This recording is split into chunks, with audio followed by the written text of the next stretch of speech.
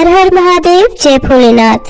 आज के इस वीडियो में बात करने वाले हैं कि व्रत अगर खंडित हो जाए तो हमें क्या करना चाहिए, कैसे हमें प्रायश्चित करना चाहिए, ग्रंथों में शास्त्रों में प्रायश्चित के लिए क्या विधान बताया गया है।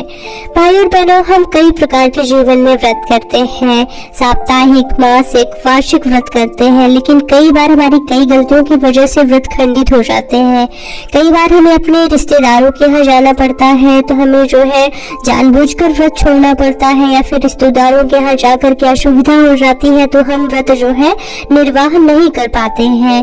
कई बार जो है हम व्रत करने के बाद भी खाने की आदत की वजह से गलती से कुछ खा लेते हैं तो व्रत खंडित हो जाता है, या फिर कई बार जो है कई और गलतियों की वजह से व्रत खंडित हो जाता है, जैसे कि ब्रह्मचर्य टूट जाता है, मतलब पति के साथ संबंध हो गया, या फिर किसी और कारण से भी व्रत खंडित हो जाता है।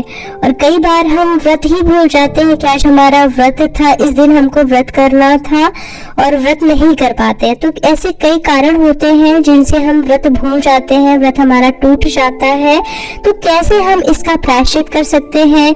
क्या अगर हमारा व्रत खंडित हो गया तो पूरे हमारे व्यर्थ हो जाते हैं व्रत, या फिर हम प्रायश्चित करने के बाद पुनः व्रत शुरू कर सकते हैं? हमें पिछले व्रतों का पुण्य मिलेगा या नहीं, आज के इस वीडियो में इसी विषय पर विस्तृत चर्चा करने वाली हूँ। साथ ही साथ शास्त्रों के अनुसार मैं आपको बताऊंगी कि प्रायश्चित के बारे में क्या चीजें कही गई हैं, कैसे आपको प्रायश्चित करना चाहिए।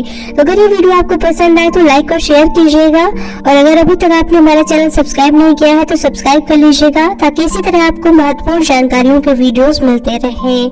तो शास्त्रों में ऐसा बताया गया है, धर्म सिंधु ग्रंथ में, कि अगर आपका व्रत खंडित हो जाता है तो आपको मुंडन करवा कर और फिर 3 दिनों का कठिन उपवास करना चाहिए। तो घबराइए बिल्कुल नहीं, क्योंकि ये तो बहुत ही कठिन बात बताई गई है। इसके अलावा भी कई और अन्य जो है प्रायश्चित बताए गए हैं, उसके बारे में मैं आपको बताती हूँ। अगर आप 3 दिन उपवास नहीं कर सकते हैं, ऐसा बताया गया है कि 3 दिन उपवास ना कर पाने वाले व्यक्ति के बारे में, यानी कि अगर आप असमर्थ हैं तो फिर एक ब्राह्मण के भोजन के बराबर आपको अन्न दान करना चाहिए। जितना एक व्यक्ति एक ब्राह्मण भोजन कर सकता है उतना सूखा अनाज जो है आपको ब्राह्मण के घर जाकर पहुंचाकर आना चाहिए। तो इस तरह से आप व्रत का प्रायश्चित कर सकते हैं। इसके अलावा भी कई उपाय बताए गए हैं, कई प्रायश्चित बताए गए हैं। उनमें से एक प्रायश्चित यह है कि अगर आपका व्रत छूट जाता है या खंडित हो जाता है तो आपको 1 सहस्त्र गायत्री का जप करना चाहिए।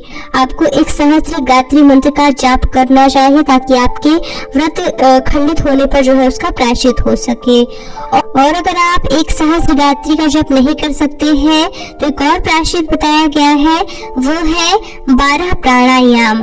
अगर आप 12 प्राणायाम कर लेते हैं तो आपके द्वारा खंडित हुए व्रत का प्रायश्चित हो जाता है। उस तरह से मैंने आपको 3-4 प्रायश्चित बताए, जिनमें से सबसे पहला तो महिलाओं के लिए उपयोगी नहीं है, क्योंकि उसमें मुंडन करवाने के लिए बताया गया है।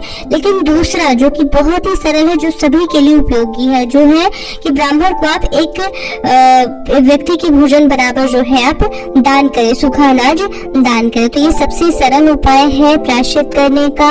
या फिर आप 1 सहस्त्र गायत्री का जप करें, या फिर आप 12 प्राणायाम करें। तो ये हुई प्रायश्चित की बात। एक और आप सभी का प्रश्न होता है कि अगर हम प्रायश्चित कर लेते हैं तो जो हमने पहले व्रत किए उनको हम गिनती में ले सकते हैं या नहीं? तो बिल्कुल, आप पिछले किए हुए व्रतों को गिनती में ले सकते हैं प्रायश्चित करने के बाद, और फिर आप दोबारा से भी व्रत शुरू कर सकते हैं, उनको भी गिनती में ले सकते हैं। तो उम्मीद करती हूँ कि वीडियो आपके लिए उपयोगी रहा होगा। इसी तरह की जानकारी वाले वीडियोस पाने के लिए चैनल को सब्सक्राइब कर लीजिएगा, और बेल आइकन पर प्रेस कर लेंगे तो आगे आने वाले वीडियोस को नोटिफिकेशन आपको मिलते रहेंगे। तो वीडियो देखने के लिए बहुत बहुत धन्यवाद। ओम नमः शिवाय।